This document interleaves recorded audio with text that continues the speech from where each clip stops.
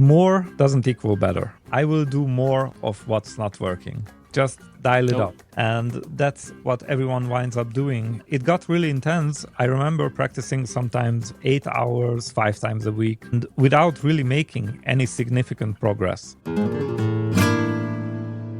Welcome to the Spanish Guitar Mastermind, where we take a look at the journey of accomplished artists so that we can learn from their mindset, strategies, and daily habits. Now, if you know me, you know that I love to look outside of our own industry. So as musicians, starting to look outside of our own niche, our own genre, and ultimately outside of the music industry, there is a ton to learn from that I think if you only stay within the music industry, you will definitely limit yourself from growth. So one of the industries and some of the artists that I admire the most and respect the most because of the discipline needed to achieve their level of mastery for performance is the artists that you find in contemporary circuses. Now, one of those artists, I stumbled upon him a couple of years ago online since he wrote a book called The Art of Practice. His name is Laido, and I'm about to introduce you guys to him.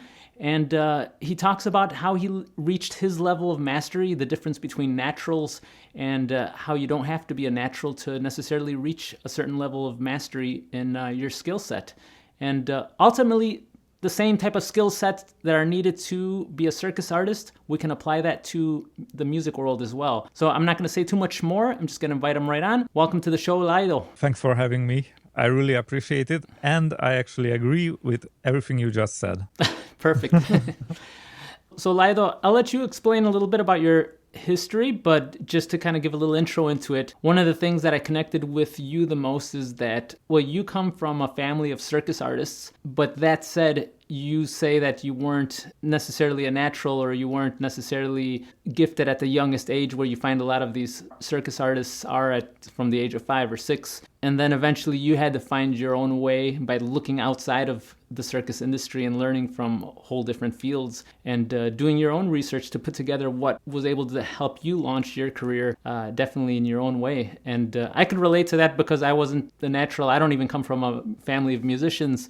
Yeah. And I had to find my own strategies to kind of catapult myself into the level I've been able to achieve. So yeah, tell us a little bit about how you started in the circus arts and how you weren't necessarily a natural as you got into it. Yeah, absolutely. I'm coming from a Russian-Hungarian circus family. Growing up, I would say I lived the typical life of a circus child, which basically meant that my parents were trying out all kinds of different skills with me to really figure out what it was that I was supposed to be the most talented at. Since both of them were acrobats, naturally, the first thing they tried with me was acrobatics, which I was actually really bad at. So, of course, in this case, you try to switch it up. And I tried other stuff like, unicycling, hand balancing, but any type of genre that I really tried, it wasn't really working out quite as well. As much as they tried or I tried, it didn't really seem to progress the way my parents were hoping I would. There weren't any real signs of talent, which you, in this case, usually look for. And so quite early on, everyone, and even I, believed I wouldn't become a circus artist at all. So when I became interested in becoming an artist, contrary to what people think, I was already 17 or almost 18, which is regarded as quite late. The reason why they regard it as quite late is because most jugglers who get to do it professionally started juggling usually at the age of 6 or so. So to start at 18, all my friends and relatives from the circus kind of believed I was trying the impossible. And almost everyone even tried to convince me that if I wanted to become a circus artist, why didn't I choose something easier? As they would say, something that suits me more. That was their kind version of it.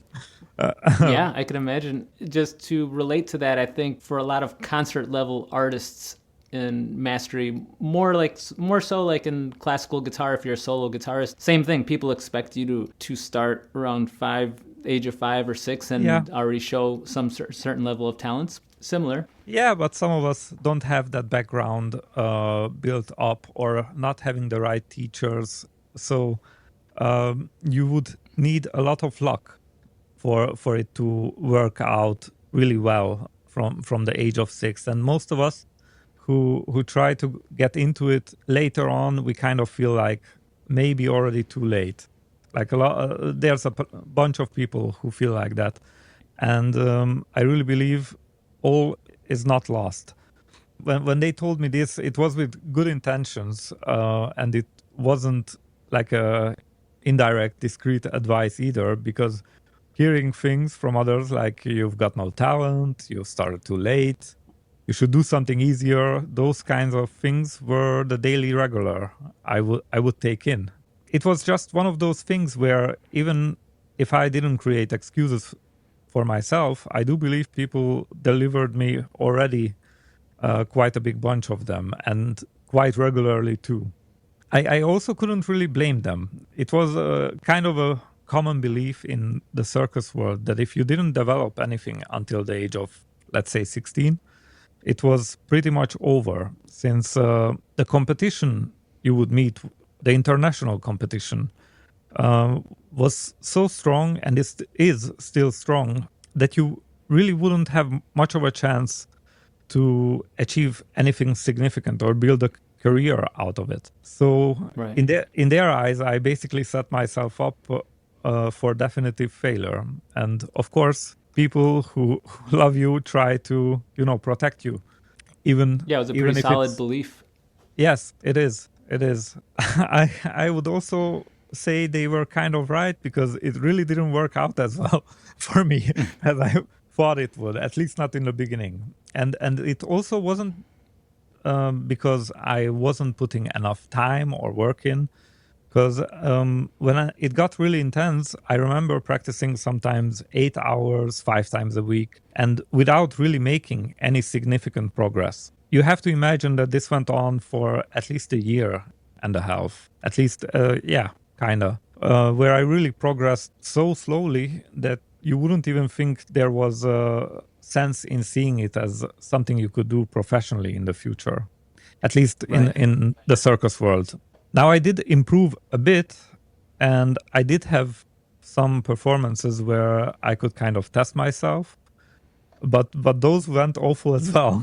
So a very, very epic fail that is really like a milestone for me was the first performance, because I remember dropping and making mistakes about 17 times, which were literally... Wow. Yeah, it's a lot of mistakes. I mean, I know for the caliber of what they're expecting as a circus artist and that level of mastery, that's a lot of errors, right? Even for a juggler, I would say it's pretty much. The amount of mistakes were more than the actual tricks I had. So yeah, that wasn't going that well. Long story short, was a disaster. As you have these kind of experiences, of course, you start thinking about giving up. But in a weird way, the people in my environment were the ones that internally for me didn't really let me. And it wasn't because of the support, actually quite the opposite. I really feel thankful because they were really the ones who reminded me of my goal every day. They would probably never think about it that way, but they were the ones almost helping me the most. So almost every single day, I had to kind of give myself a promise that I don't let it stay as it was. So even after the awful performance, I decided to go to even more extreme measures, and it was already extreme. Was that performance that you had, the horrible performance, was that like a breaking point where you said I have to start looking? Yes, it was definitely, because it gave me a clear mirror. Whatever I was trying, it was clearly not working. Even the tricks, when I believed that they were solid enough in a performance setting, it's a completely different world. Now I understand that my level has to be so much higher than actually what I perform. But when you are really at the beginning and it's the first time you perform, there is not much depth to that level. So you collect that experience and understand that you have to be much, much better in order to even even if it was a low level in performance, to have that solid, you need to go much, much higher. You need to be at this level so that when you get on stage with everything that comes with the stage, the anxiety or yes, the that crowd, it's still you're never going to control. perform. You're going to be a little bit under that level, but you're still going to be at a good level. Yes, Yeah, right. definitely. Okay. My practice regime is a lot harder than what I do in performance. But if you want to do a really great performance, then the practice has to match that skill by a little bit more. And then you can kind of feel safe even if you are fighting with your nerves, which is a completely different segment of a topic. Up to this point, what was it more the skill or was it also your mind wandering off or overthinking at that point? It was both. It was a little bit of both still. Yeah. A little bit of both, but I would definitely say that my skill was lacking. The main problem still was the skill because I didn't had to fight with my nerves up to the point when I actually became already successful. And that's one of the things that I say. It's much easier to handle your nerves when nobody expects nothing from you. But once you have a reputation and people are expecting something of you and you have to keep up that reputation, then it's a completely different kind of pressure. That's the one that's more hardcore. Is this the point where you started to delve into other strategies and starting to look outside of your... No, by far not. Oh, not yet? By far not. I went with the same strategy and turn it up a notch. Like most people have only, the single one strategy, and that's the basic strategy everyone has. I will do more of what's not working. Just dial it up. Right. Because of course you don't know what you don't know. You don't know what else is there. And that's what everyone winds up doing, is going to the extremes. And for some, it goes well because it's not the only reason why it goes well, but they don't really realize it. And we will get into that, I'm sure. To give you a clear answer, from 8 hours, I went up to 9 or 10 hours a day. And at times I even up to 12 hours, which wasn't something I would recommend anyone to do. Because as time went on, at one point I was diagnosed with burnout syndrome, because it was like literally the only thing you did in life. So I woke up, I went to practice, I practiced, having small breaks in between for food or something, but I had everything already, a sandwich with me, there was a coffee machine and automat, and it wasn't necessarily the most healthy kind of living, but I was there. I was doing the job until the practice place was closing down. I came back and then restart like a Groundhog's Day. During my travels, because it took me about 1.5 hours to get to the practice place. And I was still young. I didn't go with a car. But what I also decided to do was an idea I had the time, because the only thing I ever did besides practicing was reading, and a lot of reading. I had heard, and this was way, you have to keep in mind, but this was a long time ago. And back then, I heard a lot about sports psychology, so I decided to read everything I could basically lay my hands on, which wasn't a lot at that time. But I read while eating, traveling. I also listened to courses. That's mainly where my English knowledge comes from, because I was just listening and... What type of courses? Are like a couple names or people that you listen to? Jim Rohn, Brian Tracy, Napoleon Hill, a little bit of Tony Robbins, but not really. Some of the best of the best self-development of self-help people. The best of self-help that I could find. But at that time, Brian Tracy was the easiest. So Phoenix Okay. Seminarium. If some people know, it's a really old school course, but very, very good for Okay. especially for that time. It gave me courage in a lot of desperate times. Let's say it like Yeah. this. So I was really trying to learn everything I could about it, and one of the first things I learned was not even from a sports psychology book, but from Napoleon Hill's Think and Grow Rich, because Mm-hmm. somebody from another course was recommending it. The basic idea was interviewing, because Napoleon Hill was interviewing the richest people in the world, taking their advice. So I thought, what if I just interviewed the best artists who already Right. achieved the things I wanted? Yeah. I made it my most important task to find them and interview them. And luckily, because of my background coming from circus, I could get access to them really easily, especially because there was every 2 years the Budapest International Circus Festival. So it's like the best of the best coming together into one place. And that helped a lot. Once I met them, I started asking them like questions, basically along the lines, what are the specific things that I should do or avoid and be aware in practice? Is there anything they do differently that makes them more successful? What are the mistakes they see? So all of this Mm-hmm. along the lines. And in my case, questioning them seemed to not work at all, because every time when the time came for them to answer, it really came off as some kind of bad graduation speech, where it's like, well, you have to love what you do and work hard. So that wasn't even like self-help level. That was like really, Right. Sometimes some of the greatest maestros yeah, in whatever field they can't see from the outside perspective what really got them there, or they might just tell you what's working at that moment, which isn't what got them there originally. yes, or they just go along Yeah. the lines of myths of the common knowledge, as if a common knowledge ever worked.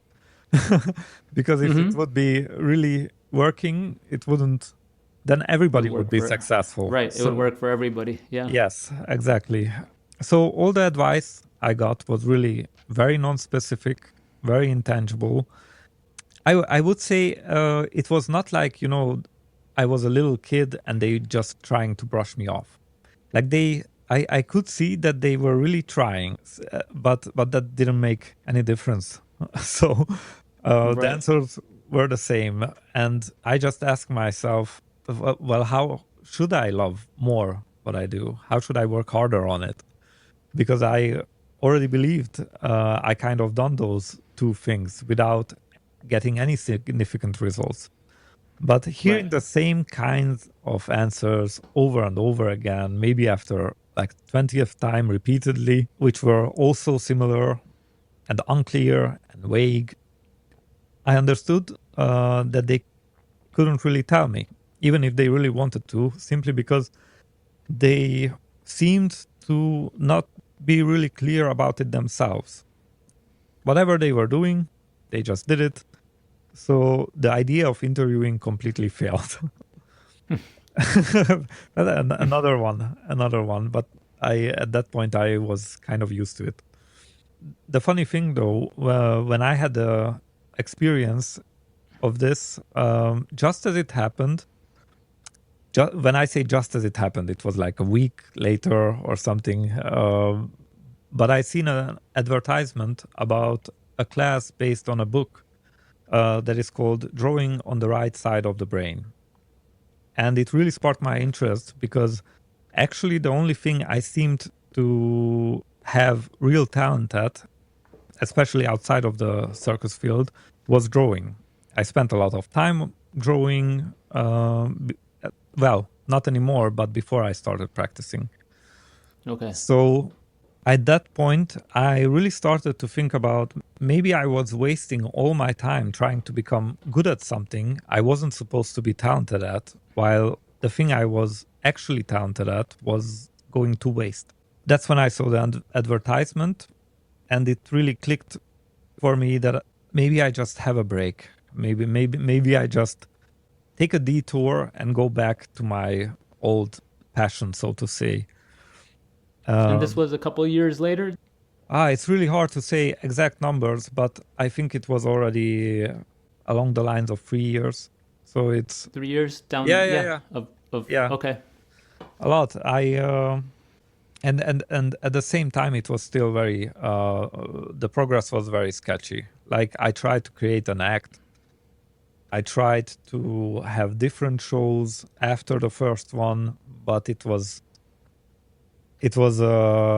like dragging something dead along. Right. A lot Yeah. of effort. Yeah. Yeah, so I was thinking, let's have a change of scenery so I can at least have a bit of a achievement and just give it a try.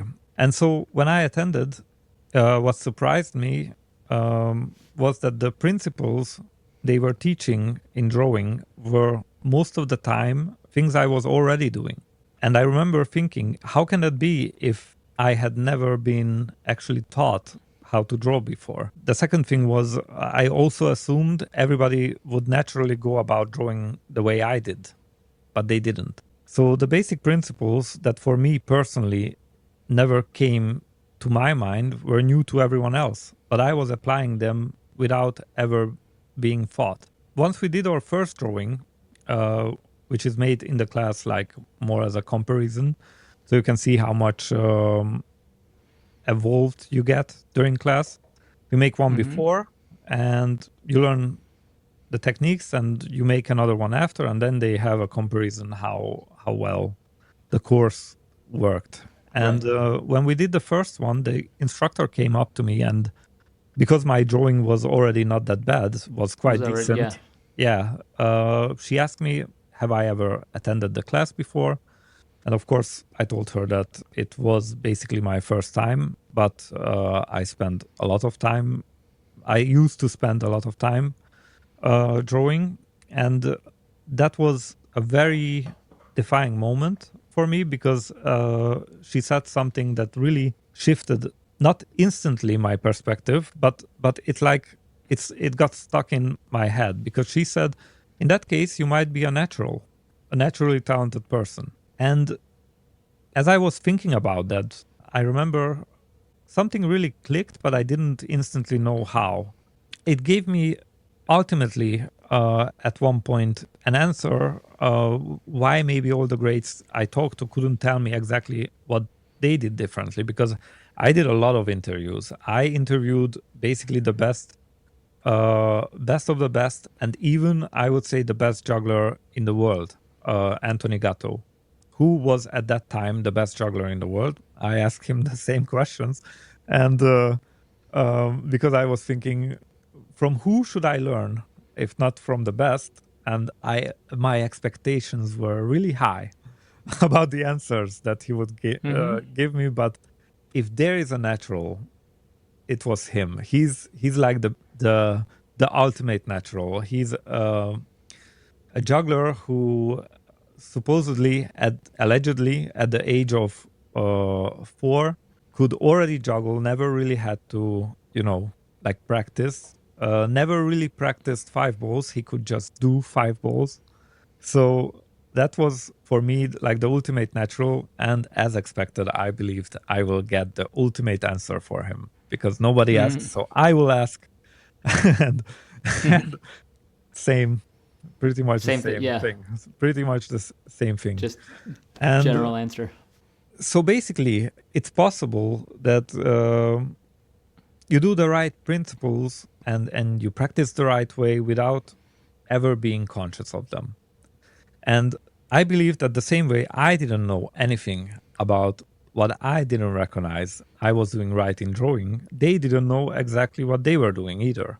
But it must have been, I hoped, at that point I just hoped that it must be practice principles that each of them followed.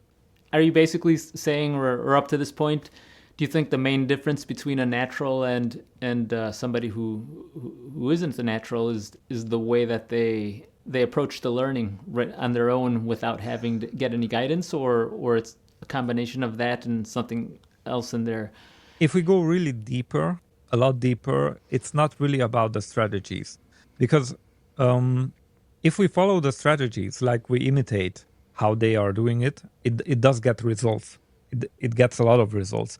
But what really makes the difference, and essentially what I found out makes the most difference, is almost like a level of self-esteem and natural Right. confidence.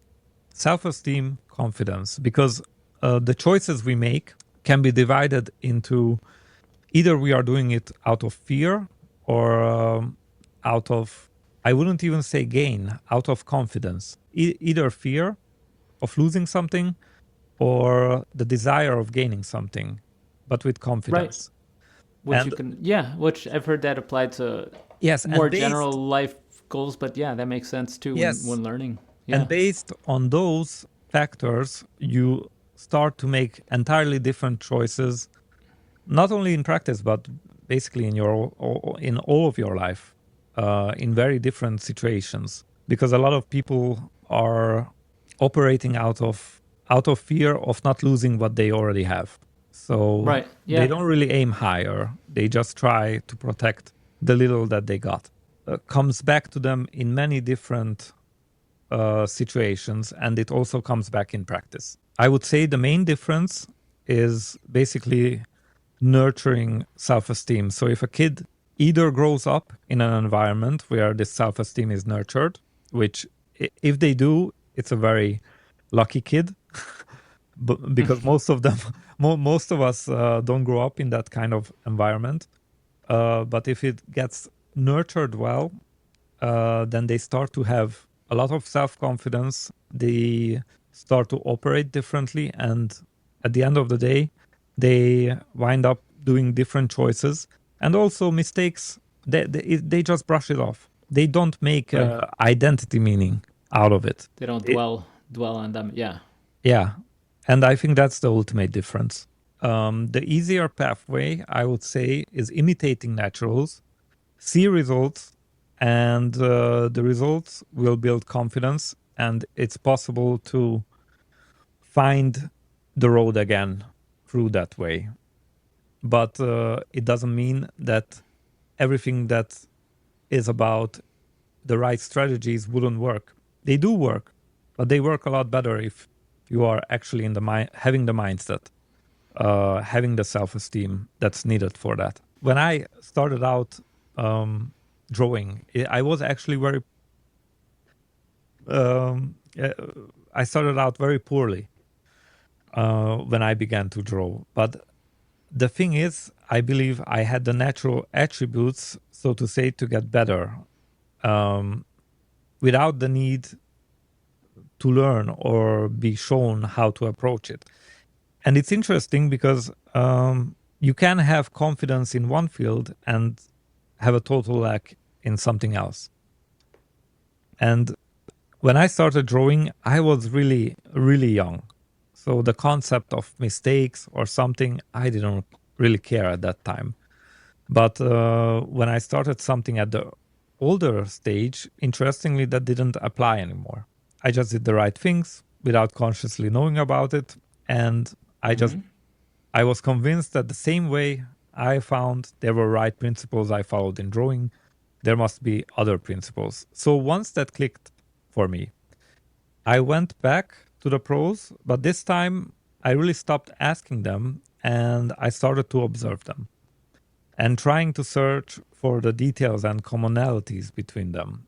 And every time I got the chance to practice with a professional, which was quite often, because in Hungary, all the artists usually go to the same place, even the ones who are professional and working currently in the circus. So that's like a very good place for that.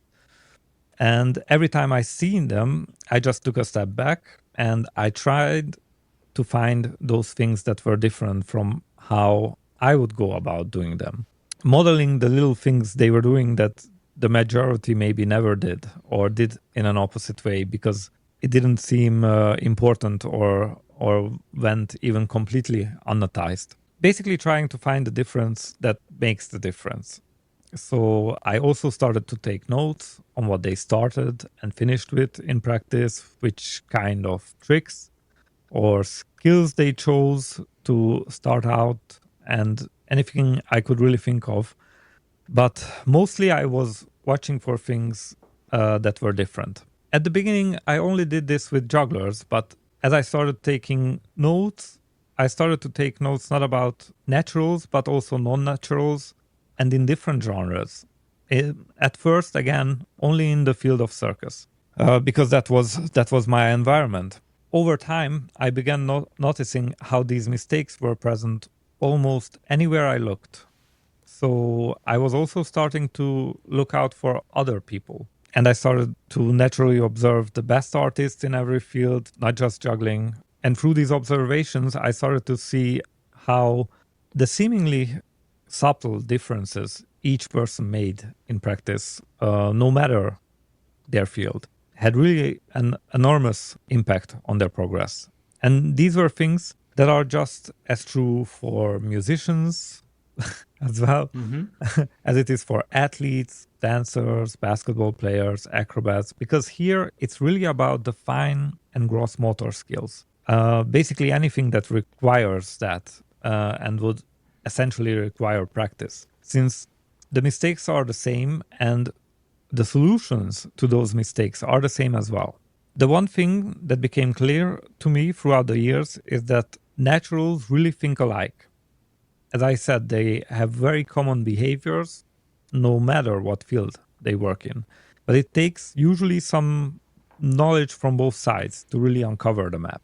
Because no natural was ever a non-natural, and mainly that's the reason why they can't explain it or even know about it.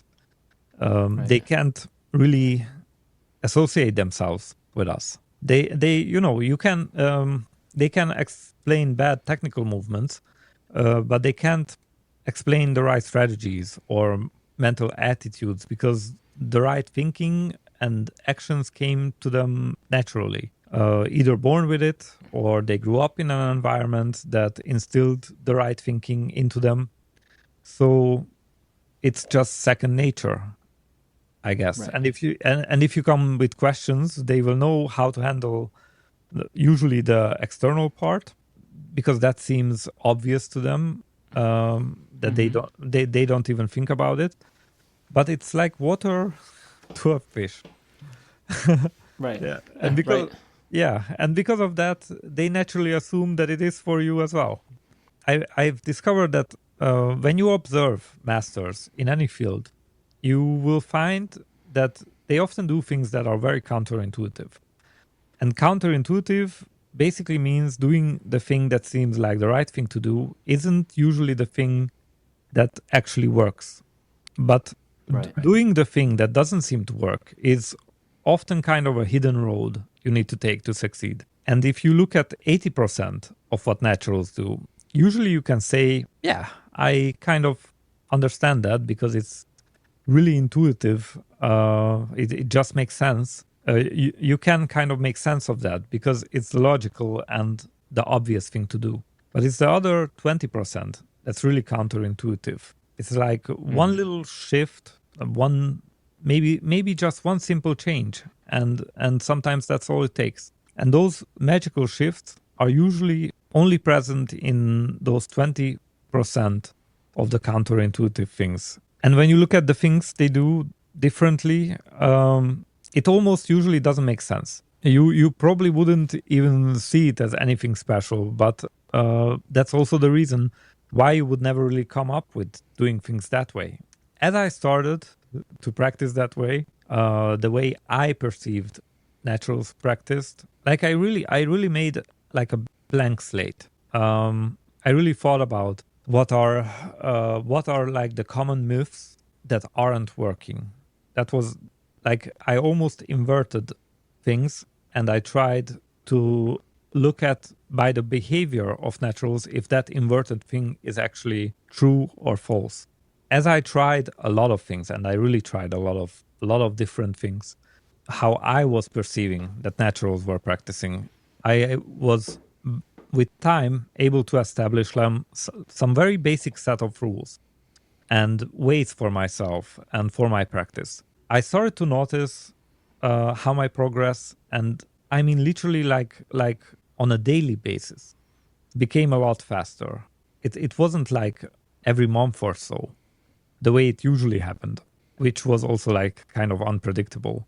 And anytime I was stopping with the progress, like something was off, I could go through the rules and realize that I didn't do one of them.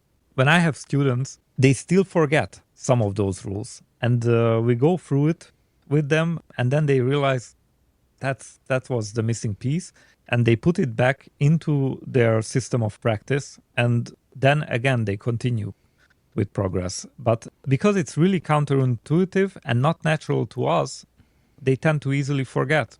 Everyone. At some point, even for me, it was like I had to remind myself and basically create a little checklist that I could go through. Okay, I did this, I did this, I did this, I did this, and integrate it into my system until it was natural to me. Even just within one technique of one particular skill, there's so many things. There's always a checklist to go down to make sure you're practicing it optimally, but you're speaking more of the whole practice as a general. You got to sometimes just write it down and make sure you're going down the list to make sure you're being optimal with your session. One thing I was going to mention that you just said is, so you're saying that once you found all these optimal steps and strategies, you would actually feel or results from one day to the next. You actually do. You would feel a little bit of growth. Yes. Yeah. It's also very counterintuitive because the right things, if you progress properly, from the outside, it would look basically like you are doing a lot of mistakes. But actually, you are improving because you are pushing yourself. And we will get into that. From the outside, it looks completely different. And it's also one of the reasons why people get stopped in behaving that way. Because how it looks, is not necessarily how it is. When I had something ready that was working already for jugglers, then it became kind of a thing between artists. So other people started trying it out and achieved results with it. From, people who are doing handstand to acrobatics and all that. And because it was working in that field, it made obviously sense that it could go on. It could expand more. And it could go into the hands of tennis players, basketball players, so on. Because it's really just about the universal principles of progress. The reason, the root reason why we are progressing. When you finally got into a groove with your practice and making progress, how long were you dedicating to sessions when you found this optimal practice routine, as opposed to the 10, 12 hours that you were dedicating earlier? I didn't need as much. I needed not even a quarter of the practice time because I was knowing what I did. I mentioned Anthony Gatto. Allegedly, he only practiced 2 hours. 2 hours in becoming the greatest juggler of the world when everyone else is like practicing.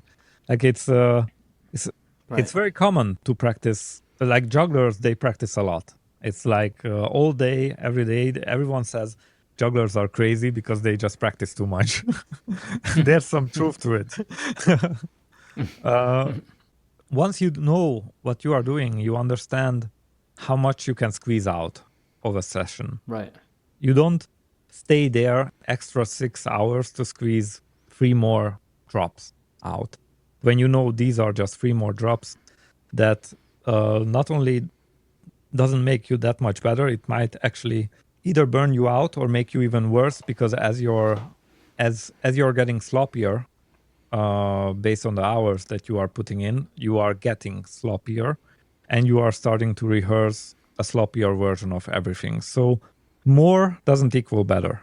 Yeah, that definitely the same goes for guitar. Once you pass a certain amount of hours, especially if you're not practicing optimally, then you're just wasting your time essentially, or possibly even deteriorating your skills if you're not even doing it the right way. But yeah, why waste extra time if you don't need to? You just know how much is necessary, and it really becomes a thing where it loses sense to practice more, and it will make more sense once we go over one of the techniques.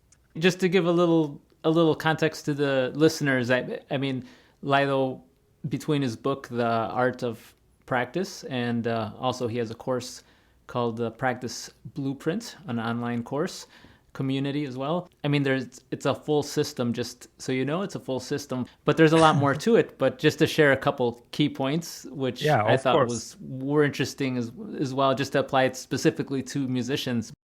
Especially to guitar. The first point I would love to mention is how you speak about making sure that you're always pushing the limits and going beyond your range, so that a lot of musicians typically want to just practice the art of practicing slowly and nice and clean, and in the safe zone to clean things up. But we also have to look at the other end. Yes, and it has its place. It needs to be a fine balance. Yeah, I'm kind of, it's my thing to speak about pushing limits, but that doesn't mean that I don't keep it in a balance, because sometimes you really need to come back. But that's how, if maybe you remember, because you went through the course, there is a 2 steps forward, 1 step back technique. And that's kind of about exactly having that balance of pushing, coming back, refining. But there is a reason why. Just so everyone is aware, I'm really trying to cut down about like 30 pages into something as compact as possible, at least that you can get the basic idea. The first thing I realized early on is that when people start out practicing a skill, usually at the very beginning, you would probably agree, in the process, they tend to progress quite rapidly. But after getting some initial progress and achieving some results, which at the beginning happens quite fast, once a certain level of progress has been achieved, progress starts to slow down gradually. And I always wondered why that is, and whether this is something that happens to everyone. The thing is, many people believe that it's the normal tendency of progress to slow down as you get better at a skill. Actually, that's not necessarily the case. People think that just because, like something gets harder, it's reason enough for progress to slow down. But in reality, the level of difficulty is very relative. For example, for someone who is used to lifting 40 pounds, lifting 45 will be easier than for someone who has never lifted trying to lift 30. So it's always very relative to someone's current skill level. If we think about the fundamental question, why does progress itself happen? What is the fundamental reason that causes us to progress? Then we will arrive at the answer that it's nothing else but our body and mind trying to adapt to the stress we are putting them through. Usually, the very first thing that people get wrong when aiming for progress is progress in practice is really not a process of rehearsal, but a process of adaptation. And through adaptation, that's basically how our muscles grow, by trying to adapt to the stress we put them through. And that's how our skills advance as well. However, the mistake that happens almost universally is that people stop doing what essentially worked for them at the very beginning, when they first started practicing a skill. So whenever we are just starting out learning a skill from zero, what happens is we are immediately pushing our limits to the max. And as our skill is pushed, our system, based on the reasonable stress, tries everything it can to adapt.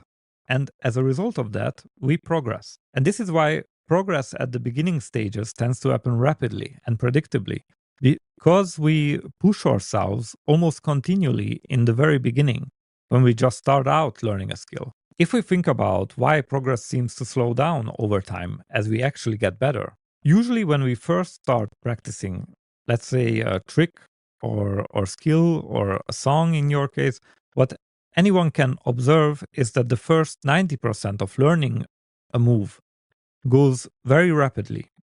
It's usually the last 10% of learning a skill that creates trouble for us in making it really consistent. Like That's the main issue. And that last 10%, by my observation and experience, can often take up to 3 or 4 more times longer than learning the initial 90% did. Why does that happen? And the answer is actually really simple. So we said that progress only happens because our internal system tries to adapt to the stress we are putting it through. So when we first start practicing something, there's a lot of stress and it pushes us a lot.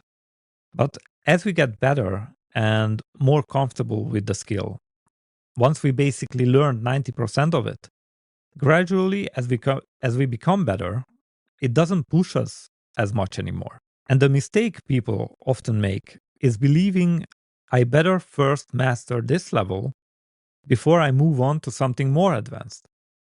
But actually, if we want to continue like progressing, then it just makes sense.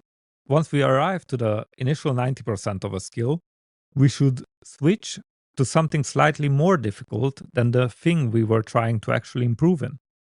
Switch to something that still pushes us further, continues to activate this adaptation. I mean, I think basically what I understand is, for example, as a guitarist, when you're picking up the guitar for the first time, you're forcing yourself to go from zero skill on the guitar to forcing yourself to adapt to a whole new skill set, which is going from level 0 to whatever that first level is. And then, but on the other hand, when you already know some of the foundational stuff, just to push up to the next level isn't it that same amount of adaptation? So you're not pushing it as hard, and your brain isn't pushed as hard to learn. Yeah, exactly. It just doesn't. There is no stress, so there is no adaptation. And if practice is not rehearsal, not about rehearsal, it's about adaptation.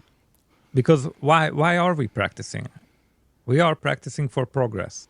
Some people practice to just keep up the progress that they had. Maintain, right. Yeah, but that's not really what practice is about, or at least not for me.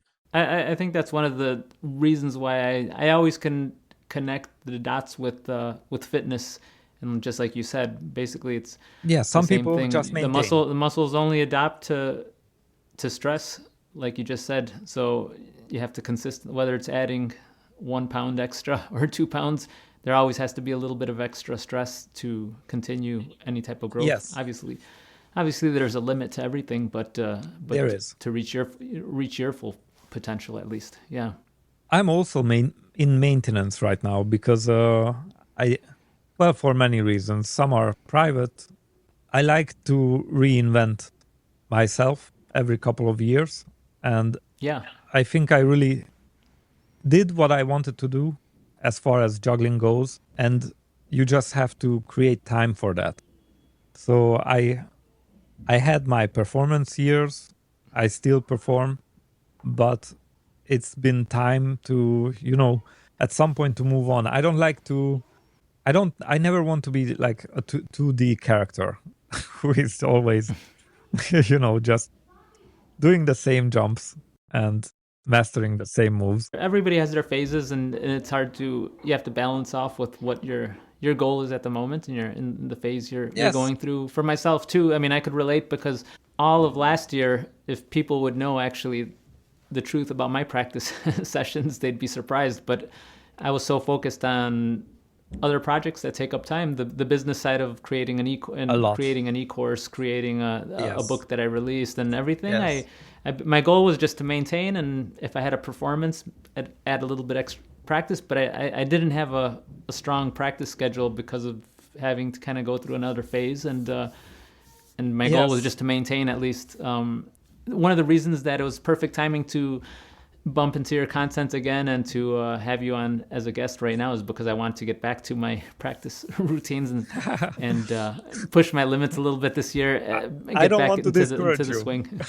So now is a good time to apply these principles again.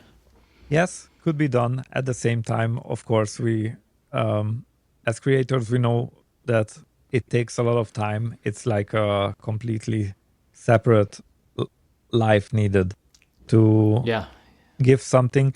And I also started to think about performing. When you are a performer, you are kind of a living art, but you only live as long as the performance is going on. And as soon as it's done, the art is kind of not living anymore. Like, it's hard to explain what goes on about how I try to find meaning in performing, but when I compared it to helping others reach what they want to reach a lot faster, I feel that there's a lot of deeper meaning in that. Like, especially if you did what you wanted to do for yourself, then it's just kind of, even as a egoistical thing, like wanting to feel good about yourself. The next level is really kind of sending the elevator down, and it's not as easy to do that either, because you might want to do that, but it's a lot of work to do that. Like, I'm sure I could have become much better as a juggler if I wouldn't have wanted to write a book or anything else, because my focus would just be on one thing.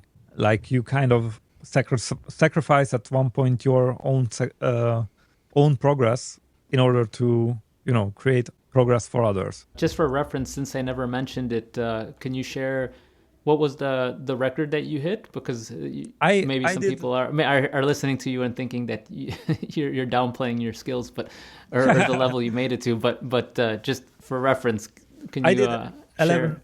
11 rings without a holster. A holster is usually like a kind of a how should you say, where you can put there's a whole thing in the juggling scene about holsters. Maybe not anymore, but when I was really active, I was really against holsters, because they, by my interpretation, they help to cheat your way to higher numbers.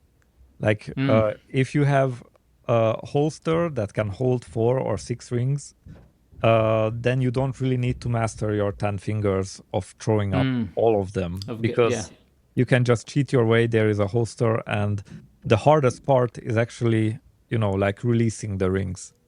Launching them. And especially if you do it when you have 10 in the hand. So that was a whole kind of thing, and only like a couple of people did it without holsters, and that's one of the things I'm proud of, doing 11 rings without holsters. Yeah. I'm going to start to wrap it up a little bit, but there was another point that I wanted to mention that I think can be applied to musicians as well, and especially to myself, that I used to have problems with performance anxiety before. You talked about how as a juggler, your mind has to be there completely in the moment, and you can't let it veer off to any other thoughts while you're juggling, or else if you lose that train of thought, you're gonna fall off the momentum. And the same thing in performances. Once in the past, when I used to let my mind wander for a little bit, it just would start going off, and before I know it, the hands would be working by themselves, and when I would get back into it, that's when train wrecks would happen. You had an exercise or something that you've done for yourself to keep your mind on this? Absolutely. I call it focus training, because that's what I used it for. It comes basically from the very basic Vipassana meditation, but the way they do it is kind of different than how I do it. And the other thing I wanted to mention, for a good performance, the reason why you have to have your focus under control, because it's not just being there. Like, when you are there, you are present. That's one thing. When you are present, you have like instant connection with all your 5 senses. But the thing is, every time I thought about not making a mistake, I did a mistake every time. The mind just, as soon as you imagine having a mistake, it tends to happen. So that you really need to focus so much on the positive side that failure never even comes up, because it's very easy that it comes up. The way I do it is, as I said, it's coming from Vipassana, which is basically breathing, concentrating and focusing on your breathing. Breathing as we all know, if you just focus on that, is a very boring thing. And that's very important because exactly because it's boring, you have to focus, you have to keep your focus on it by will.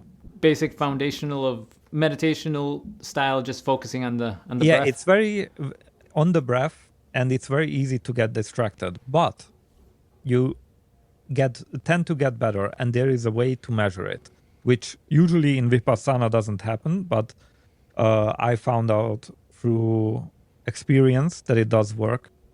What I used to have is like a beads necklace or anything where you can clearly see where it beginning and where it ends. So you have like little balls on a rope. Mm-hmm. And you set up a timer, at first maybe just for 5 minutes. You start the breathing exercise, like just breathe in. I don't do the counting, like 4 in, because I see it as a clutch. I see it as a help. We don't want help. We want to make it as boring as possible. And just basically breathe in, breathe out. That's all you need to think about. And at a deeper level, you don't even think about that. You just do the breathe in and breathe out and nothing else. And as soon as you get distracted, of course, when you get distracted, you don't recognize that you get distracted. But as soon as you realize you got distracted, you just need to push one ball over so it gets registered. At the end, because there is maybe a knot at the end of the rope from where you began, you can count how many mistakes you made. Mistakes. They are not really mistakes. It's just unpreventable, especially at the beginning, that you get distracted. Anyway. Anytime your mind wanders. Yeah. Yes, every time your mind wanders. Anyway, once the timer is over and the 5 minutes are over, you count them and you just jot it down somewhere. And if you do that every day, maybe twice a day, ideally, but every day once is also fine, you will realize how the mistakes get less and less and less. And if you really expand on it, like 10 minutes, 15 minutes, you will realize that you can kind of feel when it sounds very woo-woo, but I just say what it is. You kind of realize when thoughts are kind of wanting to enter to your mind, but you already recognize it, and you immediately get back into focus. So instead of realizing after it, you already realize it before it happens, before the distraction would happen, and you are back. You practiced this as a separate skill set outside of juggling? Completely separate. Yeah. But one of the main... and it helped with that. It helped tremendously. You were able to apply it easily. Yeah. For my performance, it was one of the main pillars. And you were doing this daily. Yeah. I was doing it daily, especially when I had daily shows. So it's also one of the things that you do to get into the groove of performing. Like, not before you do the warm-up, because, of course, once you warm up, you have to stay warmed up. But something that you do before you even enter to go to warm-up. Yeah, it really helped me a lot, and I think it's one of the main reasons why I'm regarded as one of the safer jugglers who doesn't drop as much. But there are so many strategies involving that. That's like a whole separate section that I never really created any training on. It just came up in one of the podcasts, and I tend to get asked about things like this. No, I found it really interesting because that's something that a lot of musicians yes, when it comes to with performing, there are a lot of secrets that people don't know. Anyway, there was a great example about the thing that we talked about, and that's Sean Lane. You maybe have heard about him as a guitar player. I don't know. Did you? I heard you mentioning him in another podcast, but I haven't heard of him. I haven't discovered him. It's interesting how most of the guitar, not most, I don't know. I'm not in the guitar field, but a lot of people don't really know about Sean Lane. And And the way I heard about him was at a point when I was interested, in learning to play guitar until Okay. I realized that I didn't have the capacity to learn yet another skill on top of all the ones I already needed to learn. Right. But basically, I knew nothing about how to play guitar, and I still don't.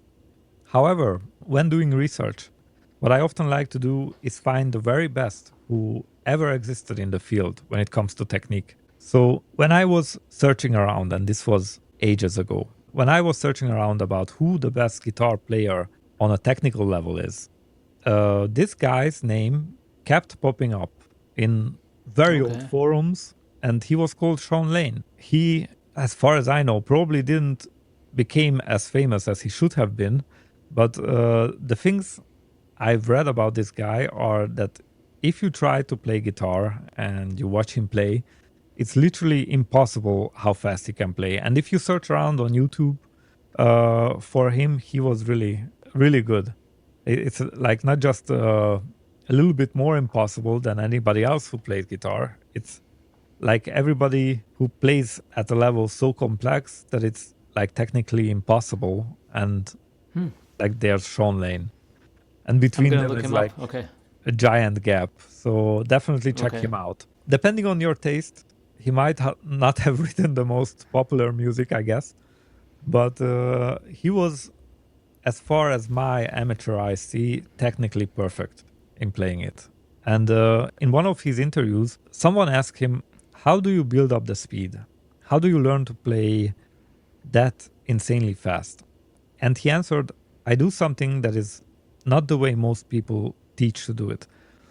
He said, what I do, I play the scale and the guitar lick faster than I can play it. And I try to play it faster than I can play it, and I screw up as I try to do it that way. But I keep playing it faster than I can play it, and I try to adapt myself to the speed. And with time, I learn to play it that much faster. He also continued that once I move a slight degree back from my limits, coming back from that point, the speed doesn't even seem as hard anymore. So rather than how anybody else who teaches it, which is to do it slow, and I already heard this a lot, that a lot of people recommend to do it slow and build up the difficulty step by step and go only a little bit faster and a little bit faster, mastering that level before ever moving on. The important thing is learning the basics right. And as soon as you have the basics kind of done, train at your limits. And now every genre has, like a limit, like a basic. Like every skill has basics that you have to learn and really ingrain. A basic foundation. Yeah. A foundational, proper stance, proper finger movement, whatever it is. Right. We have that in juggling. My guess is everybody has that in their skill. But once you have basically you're just saying once you have the proper form, proper foundation, then exactly, then you have to train on your limits and try to adapt yourself to the stress rather than taking it slowly, one step at a time. It doesn't mean you have to overdo it, not to the point of, like ripping your arm off, but doing slightly more than your current limits allow and regularly pushing yourself out of your comfort zone by plan. So it's literally the exact opposite of how everybody else approaches it. My basic message is what you have achieved so far has very little to do with what you could achieve in the future.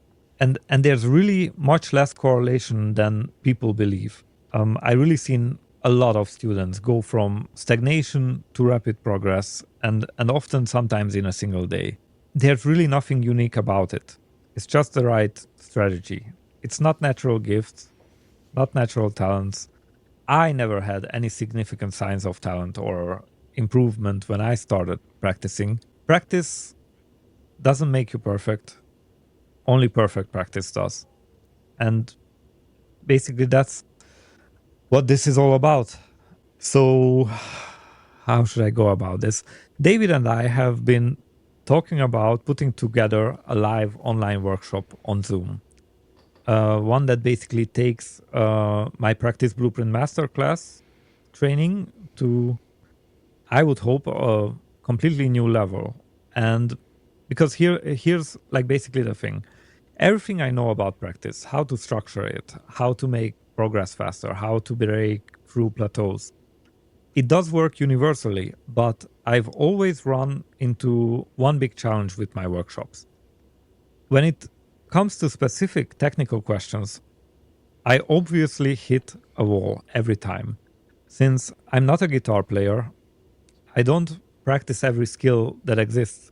So when people ask about the technical side of playing guitar, I really can't give this kind of detailed feedback that they would really need, since I'm not a master of guitar. And that's Sure. exactly why teaming up with David made for me so much sense. David, I regard you as a master in your craft.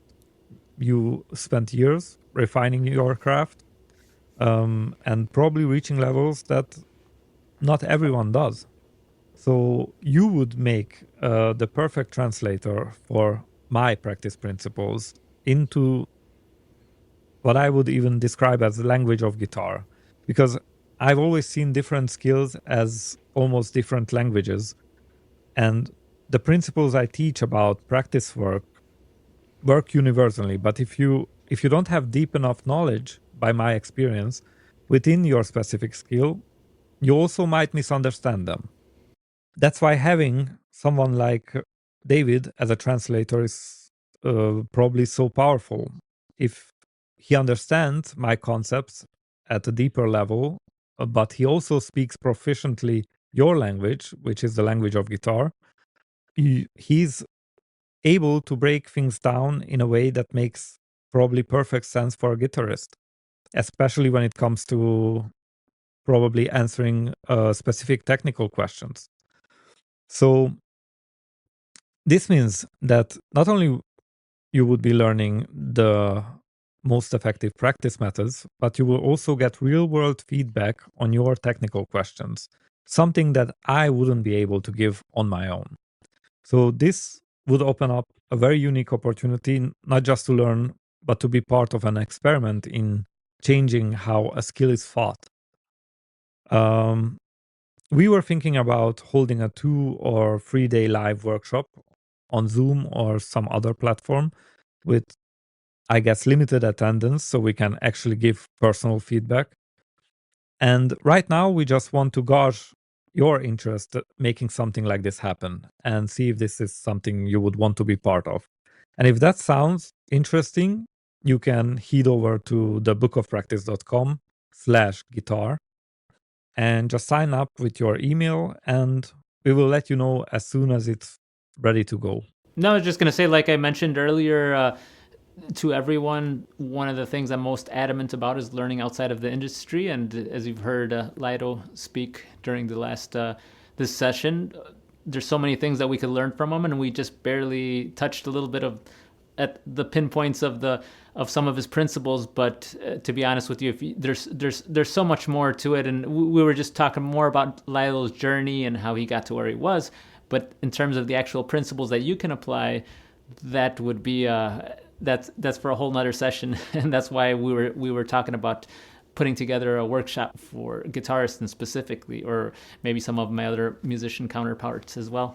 Yes, definitely. Yeah. And if there's enough interest, I am sure we will make it happen. I just created that link to gauge interest. Again, thebookofpractice.com is where you can find the book, but thebookofpractice.com/guitar is where I want to gauge interest in terms of for the workshop. If that's something you would like, then I'm sure we will make it happen. And David, thanks again for having me. It's been great talking and a long time coming. I appreciate very much your perseverance, and hopefully we will see each other again inside the workshop setting. Thank you so much, Laido. I really appreciate your time, and again, sometimes I think not everything's by coincidence. I ran into you online, Absolutely. and really appreciated your work. So it's great that we finally were able to connect and Thank you share very some much. of this with my community. So we'll be in touch, and thank you to everyone who listened. Feel free to leave a comment if you have any questions or you're curious about the workshop, and I'll see you in the next episode.